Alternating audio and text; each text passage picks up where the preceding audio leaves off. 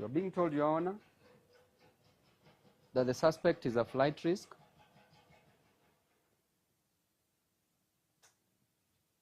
And we also have a cure for that, although there is no evidence. You're just being told that he's been traveling outside the country. But he was not arrested outside the country. He was arrested in the country. So it tells you that he's not a flight risk. He's a person with a family, known place of abode, has children. The brother is even before here. Can you stand up? This is the brother you own. And even a passport can be deposited in court, Your Honor, because for you to leave this country, to go to any foreign country, you must have a passport.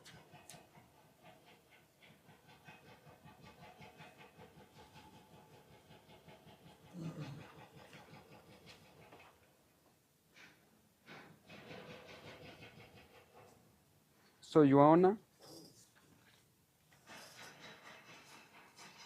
even before you retire,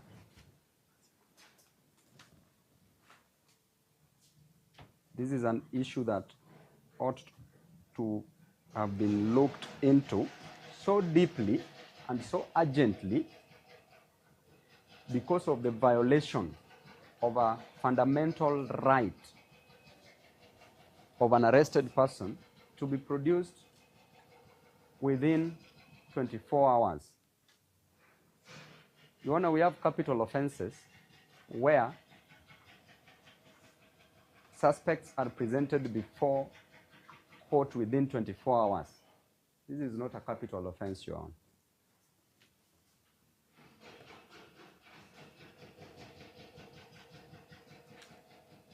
And I even did talk to one of the officers at the station, Your Honor, asking them why they did not present, why they could not present the accused person, the suspect, to court yesterday. That's all, Your Honor. And my prayer, our prayer is that you release the suspect on a personal bond because of this serious violation. And if needed for investigation, I can even accompany him to the police station anytime is needed as his advocate, because he's my childhood friend. I know him very well.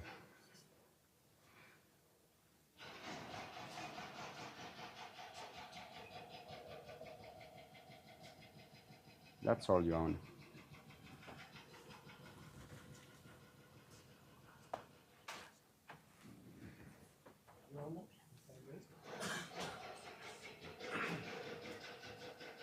Your Honor, the Constitution 2010, from 29, provides that every person has a right to freedom and security of the person, which includes the right not to be deprived of freedom arbitrarily or without justice. We are aware, Your Honor, that that right is not absolute. It can be limited. But Your Honor, the Constitution, Article 24, also provides a way in which that right can be limited.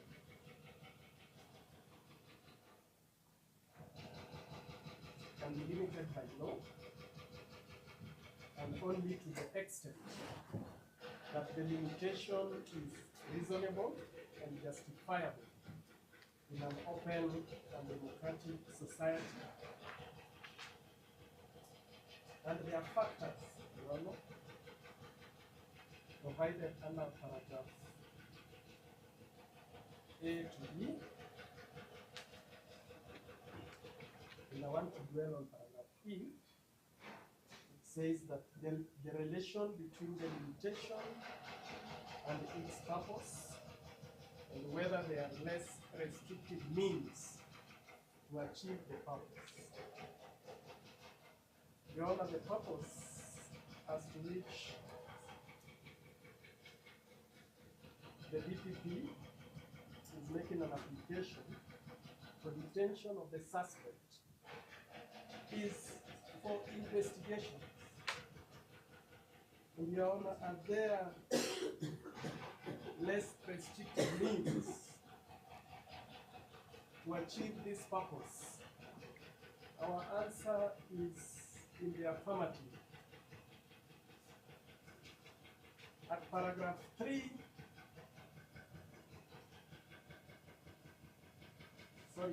4 of the supporting affidavit accompanying the application, the suspect is not needed for his M-Pesa account to be analyzed.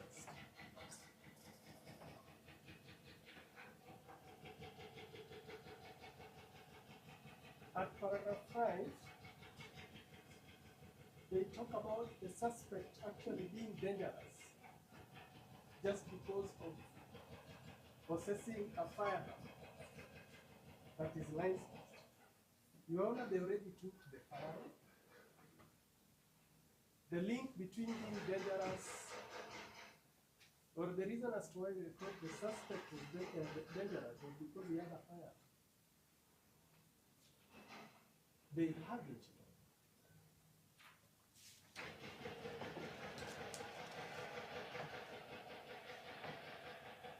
At paragraph 6, they believe that they need the suspect in order to do recoveries within Kiambu, Nairobi, and Vihiga. Your Honor, the suspect can be summoned whenever they want to go to Kiambu, Nairobi, and Vihiga. If they believe it is in his best interest to do that, he can be summoned and he can accompany him. He is willing to cooperate. Your Honor, at paragraph 7, they are talking about the suspect being a frequent traveler. And that, in their reasoning, makes him a crisis. Your Honor, there is a less restrictive means to achieve. Or to cure this, the suspect can deposit his passport in court.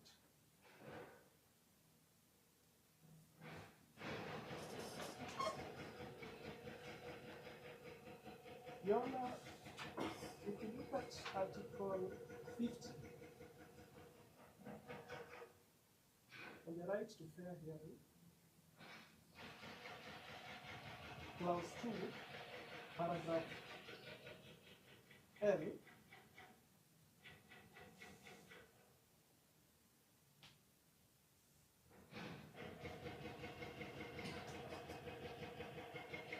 every accused person has the right to a fair trial, which includes the right to refuse to give self-incriminating evidence. Then if you flip backwards to Article 25, Paragraph C, despite any other provision in this Constitution, the following rights and fundamental freedoms shall not be limited. And at paragraph C, the right to a fair trial. Your Honor, the question of the suspect being required to give out his PIN and password is a question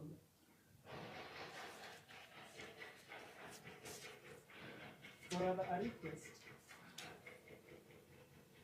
that falls outside the provisions of the Constitution. That right cannot be limited. The right to a fair.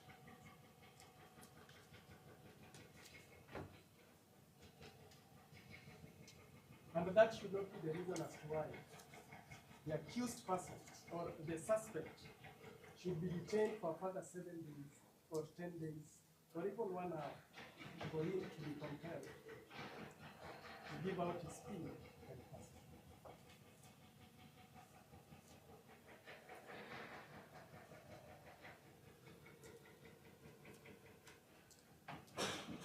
Your Honor, it is the work of the state to do investigations. If they believe that there are other suspects that are involved, they have the capacity to bring those suspects before the court. I don't see any wrong that the accused person has in identifying and bringing those suspects to court. Therefore, paragraph 10, Your Honor, there is no way the accused person is going to interfere with suspects that he doesn't know.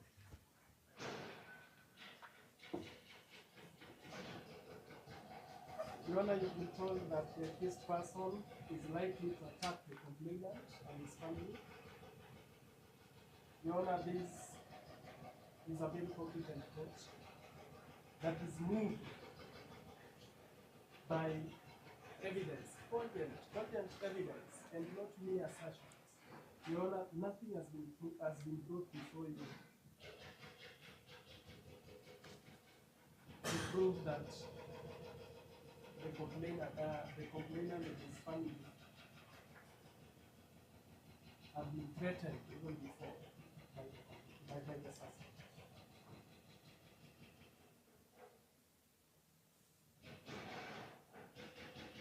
Your Honor, we seriously oppose this application.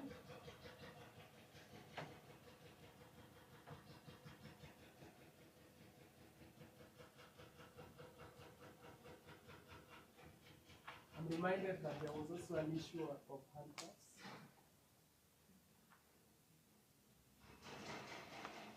They have not been brought in court for us to see what kind of handcuffs they are.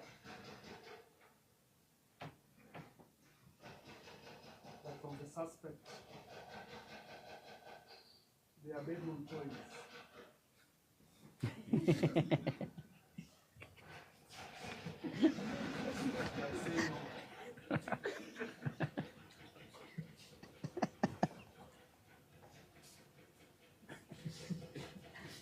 We are strongly opposed. We pray that just as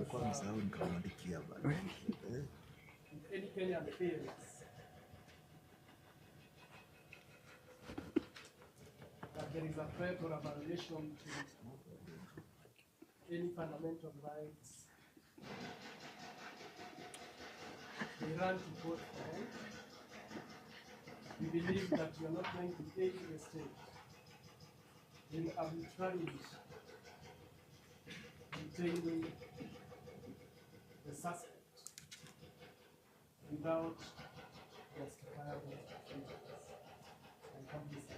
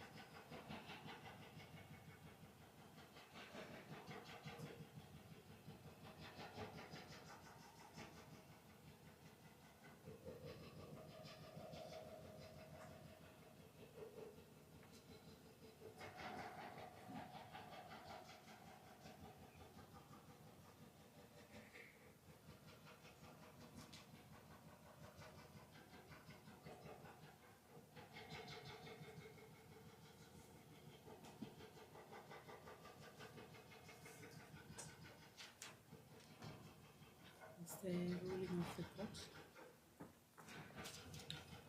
The investigating officer has applied for custodial orders for 10 days to continue holding the suspect who was arrested on 7th of January 2026.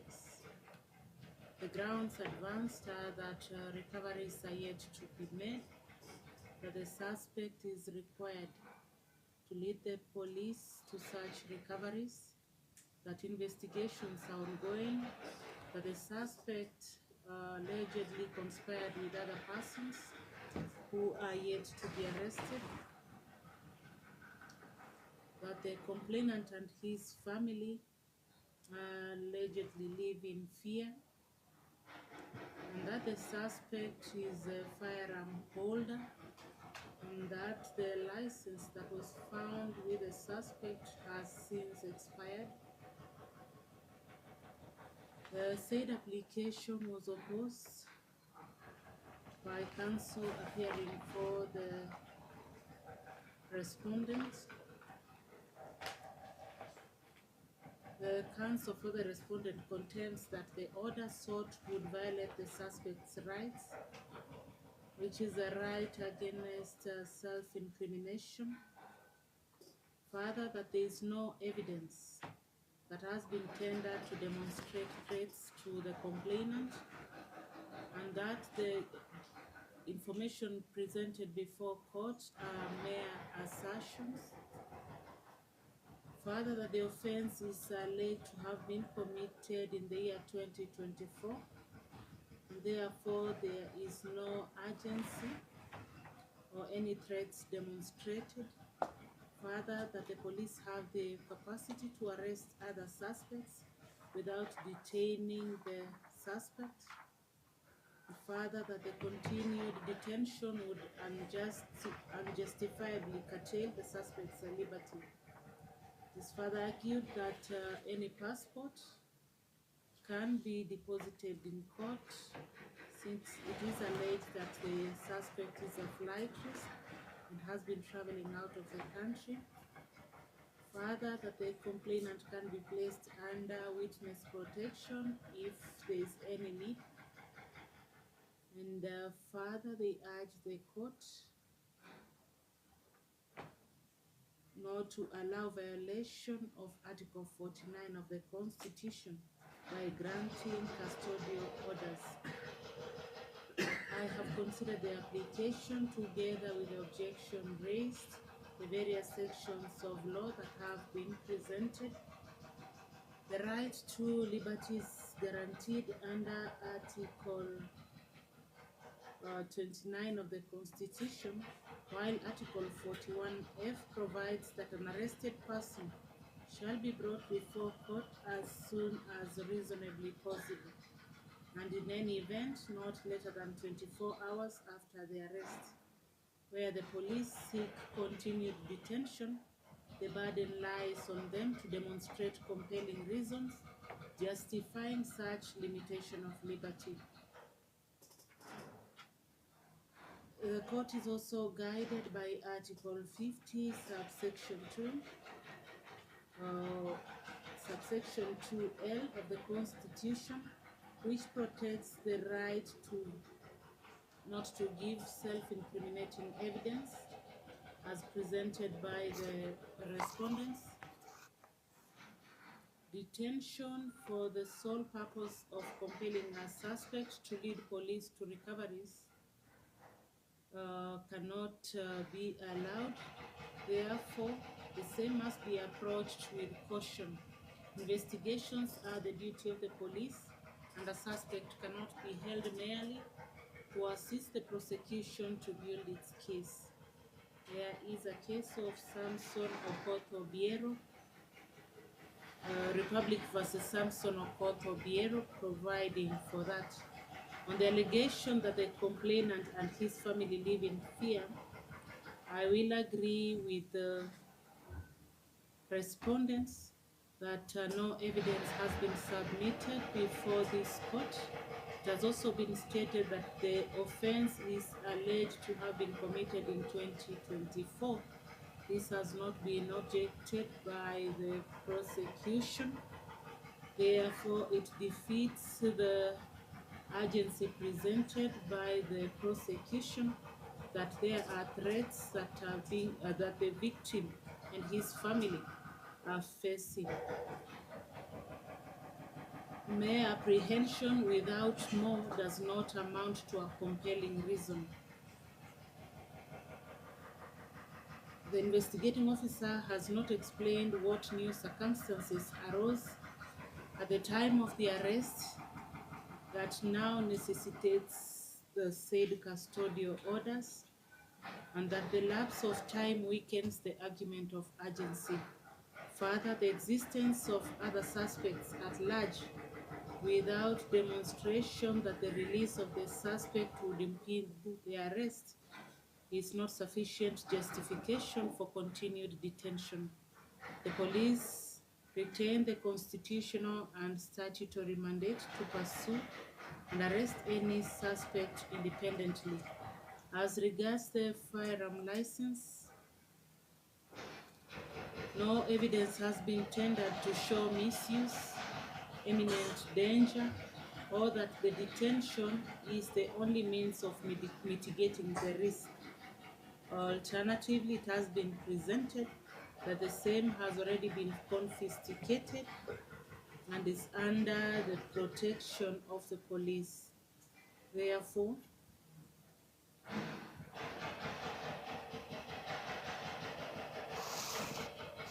Section 123 of the Criminal Procedure Code remains available to court. On the issue of alleged violation of the 24-hour rule, the court reiterates that it cannot regularize the said position.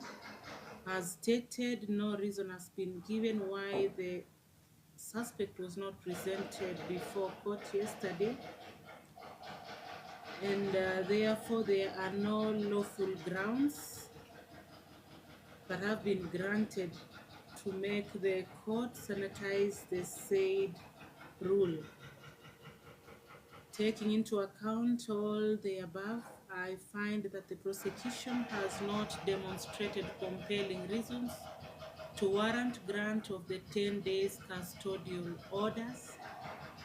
The reasons advanced are largely speculative and supported by evidence and capable of being addressed through less restrictive means consistent with the Constitution.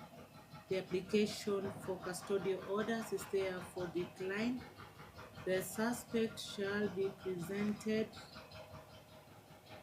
The suspect is hereby granted a bond of 200,000 with a surety of similar amount, or a cash bail of 50,000. He will also report to the investigating officer when and need arises for purposes of investigations. Therefore, the orders that have been granted shall stand.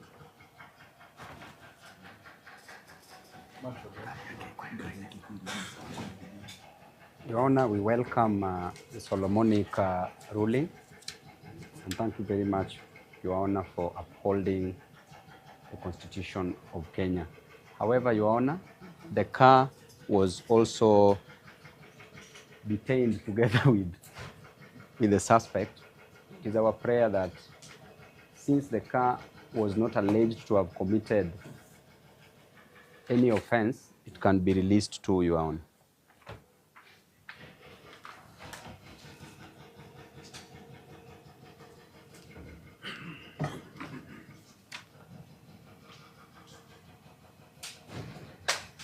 Any objection to the release of the motor vehicle? Iron? No, Your Honor, there's no objection to the release, subject to the registered owner presenting the registration documents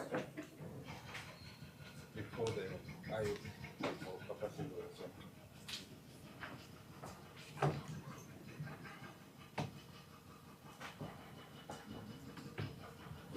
Nina Fatima ishaanza tu.